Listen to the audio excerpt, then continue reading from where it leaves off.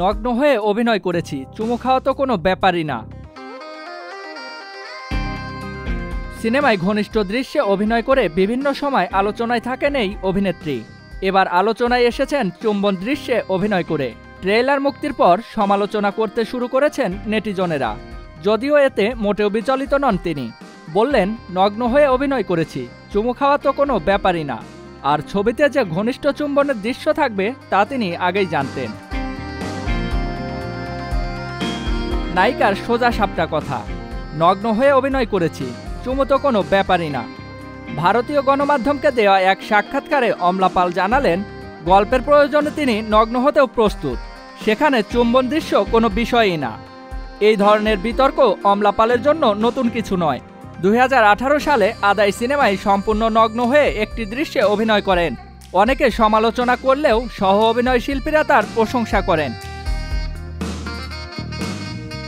এখন অমলা পাল আলোচনায় মুক্তির অপেক্ষায় থাকা মালায়ালাম সিনেমা আদুজি হিতামে পৃথ্বীরাজ সুকামেরানের সাথে চুম্বন দৃশ্যে অভিনয় করে। ট্রেলার মুক্তির পর এই দৃশ্য দেখে সমালোচনা করেছেন নেটিজনেরা।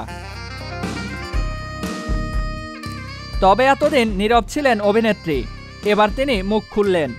অমলা জানান, এই ছবিতে ঘনিষ্ঠ দৃশ্যে থাকবেন তা তিনি আগেই জানতেন। এ বিষয়ে তিনি বলেন, পৃথ্বীরাজের সাথে এমন মুহূর্তে অভিনয় করার কথা চুক্তিবদ্ধ হওয়ার আগেই পরিচালক আমাকে বলেছিলেন। সিনেমার গল্পের জন্য এই দৃশ্যের প্রয়োজন ছিল, তাই আমি রাজি হয়েছি। এ দৃশ্যে অভিনয় করতে আগে থেকেই প্রস্তুত ছিলাম, এজন্য অভিনয় করা আমার জন্য সহজ ছিল।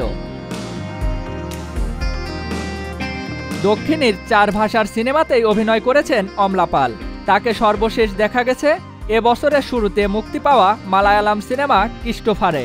বর্তমানে মালায়ালাম দিস তামিল অধোয়ান্দার ভাইপো সিনেমায় অভিনয় করেছেন তিনি। অন্যদিকে আদুজি হিতামের শুটিং শেষ, এখন চলছে পোস্ট প্রোডাকশনের কাজ। চলতি বছরে কান চলচ্চিত্র উৎসবে এই সিনেমাটির ওয়ার্ল্ড প্রিমিয়ার করার পরিকল্পনা করেছেন নির্মাতারা।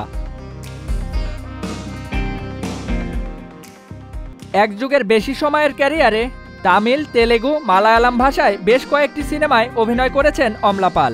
তাকে দেখা গেছে নীলাথামারা, মায়া, রান বেবি রান, মিলির মতো প্রশংসিত সিনেমায়ও। তবে পর্দায় ঘনিষ্ঠ দৃশ্যে অভিনয় করে নানা সময়ে আসেন আলোচনায়। এবার তাকে নিয়ে আলোচনা সমালোচনা চুম্বন দৃশ্যে অভিনয়ের জন্য।